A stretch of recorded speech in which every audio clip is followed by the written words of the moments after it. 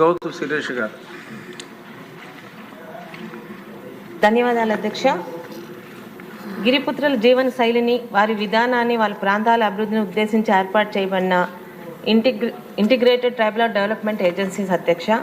అయితే మన రాష్ట్రంలో ఐటీడీఏకి సంపూర్ణ ప్రాముఖ్యత కల్పించి వాటిని ప్రత్యేక నిధులు కేటాయించి ముందుకు తీసుకెళ్లిన ఘనత అలనాటి ముఖ్యమంత్రి నందమూరి తారక రామారావు గారిదైతే వాటికి మరింత ప్రత్యేక దృష్టి పెట్టి ప్రత్యేక నిధులు, అధికారుల ద్వారా, కొత్తగా సంక్షేమ పథకాల ద్వారా ఐటీడీఎస్కి మరింత శోభను తీసుకొచ్చారు అధ్యక్ష ముఖ్యమంత్రి గారు నారా చంద్రబాబు నాయుడు గారు.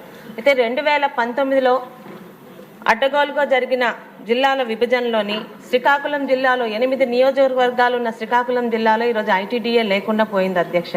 ముఖ్యంగా పాతపట్నంలో 2 మండలాలు, అలాగే పలాసలో 2 మండలాలు గిరిజన పితృలతో నిండి ఉంది అధ్యక్ష. అయితే 2019లో వారు మన మీద పెట్టుకున్న నమ్మకం కనీసం 4 మండలాలున్న శ్రీకాకుళం జిల్లాలో మినీ ఐటీడీఏ అన్నదన్నా తీసుకొస్తామని మనం వారికి హామీ ఇవ్వడం జరిగింది అధ్యక్ష.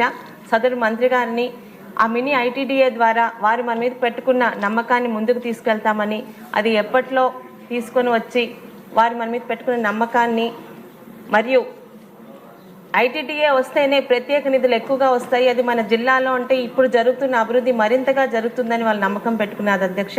త్వరలోనే ఒకవేళ ప్రభుత్వం దాని మీద ఒక చర్య తీసుకొని, నిర్ణయం తీసుకొని ఒక మినీ ఐటీడీఏని శ్రీకాకుళం జిల్లాకి తీసుకొస్తారని మీ ద్వారా సదరు మంత్రి గారిని కోరుకుంటున్నాను అధ్యక్ష. ధన్యవాదాలు.